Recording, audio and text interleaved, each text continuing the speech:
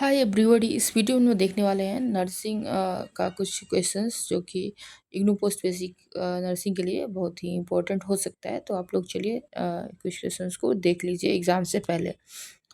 तो first of all है causes of PPS. PPS का क्या कॉज है? जो पीपीएस होता है पोस्टपार्टम हेमरेज, उसका मेन कॉज जो है वो है यूट्राइन एटोनी।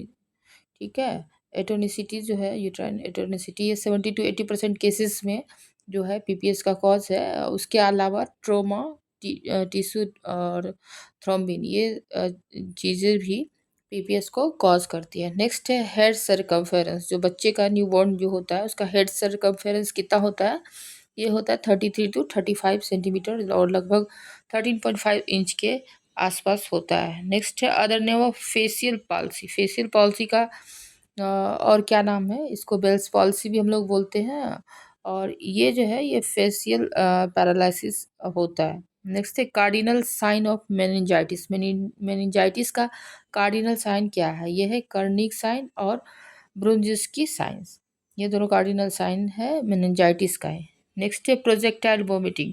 प्रोजेक्टाइल वोमिटिंग किस में देखने को मिलता है? ये आपको देखने को मिलेगा पाइलोरिक स्टेनोसिस में। ओव्यूलेशन कब होता है? ये 14th day of menstrual cycle आपको ओव्यूलेशन देखने को मिलेगा। नेक्स्ट है पोजीशन ऑफ एनीमा। एनीमा के लिए कौन सा पोजीशन देते हैं? लेफ्ट लेटरल पोजीशन, जिसको सिम्स पोजीशन भी बोला जाता है। नेक्स्ट वन है which drug is used for urinary and genital infection. Genital और यूरिनरी इन्फेक्शन के लिए हम लोग यूज़ करेंगे नॉर्फ्लॉक्सासिन। और last part of small intestine का लास्ट पार्ट जो है वो इलियम है। इसका पार्ट जो है कभी कभी पूछ देता है। नेक्स्ट वन है डाउन सिंड्रोम। डाउन सिंड्रोम क्या होता है? इसमें ट्राइजोमी हो जाता है 21st क्रोमोसोम का।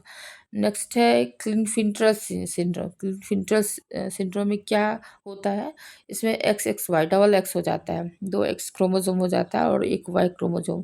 तो ये क्लिनफिल्टर फेल्टर जो है ये सिंड्रोम में देखने को मिलता है। नेक्स्ट है ब्लड लॉस और fluid loss indicates.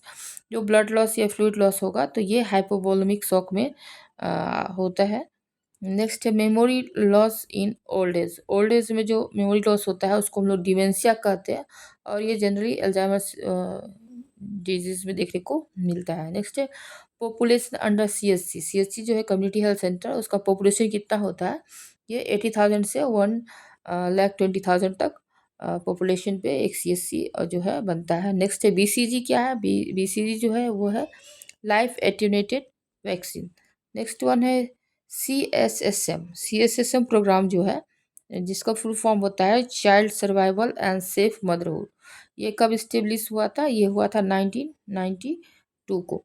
Next one है मैक्रोन्यूट्रिएंट। मैक्रोन्यूट्रिएंट के अंदर क्या आता है? इसमें कार्बोहाइड्रेट है, प्रोटीन है और फैट है। और माइक्रोन्यूट्रिएंट में विटामिन और मिनरल्स आते हैं और ये सब है मैक्रोन्यूट्रिएंट। नेक्स्ट है एसिड बेस बैलेंस जो है वो किसके द्वारा बैलेंस मेंटेन होता है? तो ये आपका बैलेंस होता है रीनल सिस्टम से और रिस्पिरेटरी सिस्टम से। जो बाइकार्बोनेट है और CO2 है, यही दोनों मिलके एबीजी को मेंटेन करते हैं और ये रिस्पॉन्सिबिलिटी है रीनल सिस्टम का और रिस्पिरेटरी सिस्टम का। तो कौन सा मेडिसिन जो है वो HIV में यूज होता है? तो ये जिडोविटिन या रिट्रोविया एजीटी जो है जनरली HIV के ट्रीटमेंट के लिए यूज होता है। नेक्स्ट है वर्नर सिंड्रोम। वर्नर सिंड्रोम में क्या होता है? इसमें प्रोजेरिया जैसे लक्षण होते हैं। छोटी उम्र में ही बुढ़ापे का लक्षण दिखने लगता है, उसी को हम लोग प्रोजेरिया बोलते हैं और ये कहलाता है आपका वर्नर सिंड्रोम। नेक्स्ट है प्लासेंटा डिलीवरी किस स्टेज में होता है? ये आप लोग याद रखिएगा कौन से स्टेज में क्या होता है। कभी कभी हर एक स्टेज इसका कुछ ना कुछ क्वेश्चन रहता है। तो ये 3rd स्टेज में प्लासेंटा डिलीवरी होगा। एनीरिया किस में प्रेजेंट रहता है? ये किडनी फेलियर में एनीरिया देखने को मिलेगा और इन स्टेज जो रीनल डिजीज होगा ये SRD, इसमें एनीरिया प्रेजेंट रहता है। नेक्स्ट है saturated fat is not prescribe in which patient. Saturated fat जो है किस में नहीं देना चाहिए? तो हार्ट पेशेंट जो है, कार्डियोवास्कुलर डिजीज वाले पेशेंट, उसमें सेचुरेटेड फैट जो है प्रिस्क्राइब नहीं किया जाता है। नेक्स्ट है साइकोसेक्सुअल थेरेपी। साइकोसेक्सुअल थेरेपी जो है ये दिया गया है सिगमंड फ्रॉइड के द्वारा। और शुगर लेवल जो है रीनल थ्रेशोल्ड में जो है वो है 180 mg/dl। इससे ज़्यादा होगा तो ये किडनी को डैमेज करने लगता है और ये यूरिन में पास आउट होने लगता है। नेक्स्ट है penicillin drug discovered by. Penicillin drug जो डिस्कवर हुआ है वो हुआ है अलेक्जेंडर फ्लेमिंग के द्वारा। नेक्स्ट है main cause of pulmonary embolism. Pulmonary embolism जो होता है इसका मेन जो कॉज है वो है डीप वेन थ्रोम्बोसिस, जिसको हम लोग डीवीटी भी कहते हैं। नेक्स्ट है which autoimmune disease affect synovial joint. Synovial joint को कौन सा ऑटो इम्यून डिजीज जो है इफेक्ट करता है, ये है रूमेटॉइड आर्थराइटिस। नेक्स्ट वन देखते हैं, प्लाज्मा प्रोटीन सिंथेसाइज जो है, प्लाज्मा प्रोटीन बनता है लीवर से। नेक्स्ट है a list of items or descriptions of actions which is filled by supervisor in form of yes or no for supervision is known as. अब एक list of item रहता है जिसको yes or no करके भरना रहता है सुपरवाइजर के द्वारा, तो ये आपका कहलाता है चेक लिस्ट। और देख लीजिए नेक्स्ट वन है ए लिस्ट ऑफ आइटम्स और description of items which is filled by supervisor in the forms of 1 to 3 करके वो लोग फिल करते हैं एक्शंस को, डिस्क्रिप्शंस को। तो ये आपका होता है रेटिंग स्केल, यानी रेट करते हैं हम लोग। तो ये रेटिंग स्केल हो गया। नेक्स्ट है process by which new staff members are introduced to philosophy policies aim role expectation and physical facilities in a specific work setting. अब कोई न्यू स्टाफ मेंबर है उसको हम लोग अपनी फैसिलिटी से जो इंट्रोड्यूस करते हैं वो कहलाता है ओरिएंटेशन। नेक्स्ट वन है कि periodic form of evolution of how well the nursing employee is perform has performed her duty during a specified time period is known as. अब किसी स्पेसिफिक टाइम पीरियड में नर्सिंग एम्प्लॉय ने क्या perform किया है, तो ये कहलाता है परफॉर्मेंस अप्रेजल। नेक्स्ट देखते हैं written statement of basic purposes of job, basic purpose of job and the significant task to be carried out is known as। तो ये कहलाता है आपका जॉब डिस्क्रिप्शन में ही पर्पस ऑफ जॉब और सिग्निफिकेंट टास्क जो होने वाला है वो सब जॉब डिस्क्रिप्शन में मेंशन रहता है। नेक्स्ट है scientific study and statement of all the facts about a job is known as. किसी भी जॉब के बारे में जो साइंटिफिक स्टडी होता है और जो स्टेटमेंट ऑफ फैक्ट्स होता है उसी को हम लोग कहते हैं जॉब एनालिसिस। ये सब क्वेश्चन आते हैं, जस्ट डिटो उठा के दे दिया जाता है, इसलिए इस पर ध्यान देंगे। नेक्स्ट वन है कि final product of a program of job analysis design to facilitate the recruitment selection and placement of personnel. जो रिक्रूटमेंट सिलेक्शन और प्लेसमेंट ऑफ पर्सनल होता है उसको हम लोग कहते हैं जॉब स्पेसिफिकेशन। नेक्स्ट है word budget is derived from. Word budget जो है ये फ्रेंच वर्ड है और ये बजट से लिया गया है। नेक्स्ट है health assistant female is also known as. Health assistant female LHV कहलाती है और LHV का फुल फॉर्म होता है लेडी हेल्थ विजिटर। नेक्स्ट है health guide is expected to cover a population of.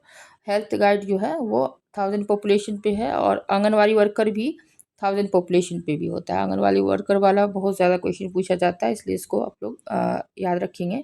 Next है बुलेटिन बोर्ड। बुलेटिन बोर्ड जो use होता है टीचिंग के लिए, ये है आपका visual teaching add. Teaching add आप लोग एक बार देख लेंगे। नेक्स्ट है during nursing round. Nursing round अगर हो रहा है तो total number of staff member in group excluding group leader should not be more than.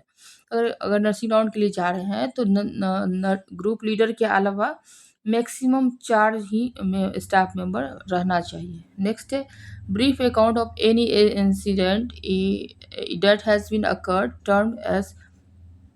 देखिए एनसीडोटल जो है एनीडोटल इसको कहा जाता है, जो ब्रीफ समरी है जो इंसिडेंस हुआ है उसी को। नेक्स्ट है देख लीजिए the orderly and logical course of action taken to accomplish a particular educational goal is known as। अब किसी particular educational goal को पूरा करने के लिए जो course of action रहता है orderly, उसको हम लोग कहते हैं करिकुलम। नेक्स्ट है for effective teaching by lecture method maximum number of students in classroom should be not more there. अब लेक्चर मेथड से टीचिंग कर रहे हैं तो उसको इफेक्टिव बनाने के लिए मैक्सिमम कितना स्टूडेंट रहना चाहिए, 30 से 40 स्टूडेंट से ज़्यादा जो है क्लासरूम में नहीं होना चाहिए। अगला क्वेश्चन है for effective teaching duration of one lecture should not be more than. अब अगर एक लेक्चर को इफेक्टिव बनाना है तो ये लेक्चर 25 से 30 मिनट से ज़्यादा का नहीं होना चाहिए, उससे ज़्यादा जो है स्टूडेंट्स बोर हो जाते हैं। नेक्स्ट है teaching which is presented in dramatical way. अब किसी चीज़ को ड्रामेटिकल वे प्ले कर हम लोग बताते हैं तो ये कहलाता है रोल प्ले। अगला क्वेश्चन है in the following which teaching method will be most effective for educating illiterate villager. Illiterate villager को अगर हेल्थ टीचिंग देना है तो उसके लिए जो बेस्ट मेथड है वो है रोल प्ले का। नेक्स्ट है the teaching method in which educator shows the various steps of doing procedure in systematic way in front of learners. अब ऐसा टीचिंग मेथड जिसमें एजुकेटर जो है बहुत सारे स्टेप्स को प्रोसीजर करने का वो सिस्टमेटिक वे में लर्नर्स को बताते हैं, तो ये कहलाता है आपका डेमोन्स्ट्रेशन मेथड। सबसे इफेक्टिव मेथड जो है यही है किसी भी चीज़ को सिखाने के लिए। नेक्स्ट है number of expert in panel discussion.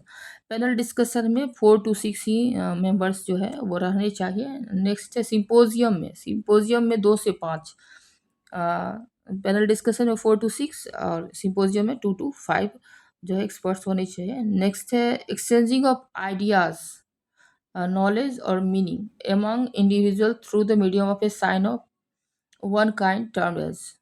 तो किसी भी चीज़ को एक्सप्रेस करना जो है, अपने आइडियाज़ को शेयर करना, ये कहलाता है आपका communication. Communication through facial expression, gestures, body movements. जो कम्युनिकेशन फेशियल एक्सप्रेशन, गेस्चर और बॉडी मूवमेंट से होता है उसको हम लोग कहते हैं non verbal communication. Next one है in a GNM school the student teacher ratio should be. जो एक जीएनएम स्कूल में स्टूडेंट टीचर रेशियो 1 to 15 होना चाहिए और ये आईएनसी का नॉर्म है। For starting A GNM school minimum intake students per year should be. तो एक स्टूडेंट को जीएनएम स्कूल को चालू करने के लिए मिनिमम कितना स्टूडेंट इंटेक होना चाहिए, ये होना चाहिए 20 मिनिमम। नेक्स्ट वन है what is the full form of ANM. ANM का फुल फॉर्म कभी कभी एग्जाम में पूछ देता है, तो ये है ऑक्सिलरी नर्स मिडवाइफ। नेक्स्ट है इंडिपेंडेंट वेरिएबल। इंडिपेंडेंट वेरिएबल को और हम लोग किस नाम से जानते हैं, तो ये है आपका कॉज वेरिएबल। नेक्स्ट है what is the ultimate purpose of all nursing research. Nursing research का क्या पर्पस है, तो to improve care of patient. Patient की केयर को इम्प्रूव करना ही नर्सिंग रिसर्च का पर्पस है। नेक्स्ट है in research process facts generally accepted as true are known as. तो जो भी फैक्ट्स है रिसर्च में वो जो जैसा है वैसे ही एक्सेप्ट किया जाता है, तो इसको हम लोग कहते हैं एजम्पशन। ठीक है। नेक्स्ट वन है the restrictions that the researcher places on study before starting it are called as. अब कुछ रिस्ट्रिक्शन है जो रिसर्चर स्टडी स्टार्ट करने से पहले ही लगा देते हैं, तो इसको हम लोग कहते हैं डिलिमिटेशन। ठीक है। तो इस वीडियो में टोटल 60 क्वेश्चंस है और आगे के वीडियो में भी कुछ क्वेश्चंस को हम लोग डिस्कस करेंगे। तो ये सारे क्वेश्चन आप लोग एक बार ज़रूर देख लें और इसी टाइप के क्वेश्चंस को आप लोग एक बार रिवाइज कर लें ताकि एग्ज़ाम में आपका कोई क्वेश्चन छूटे नहीं। Okay, thank you and thanks for watching.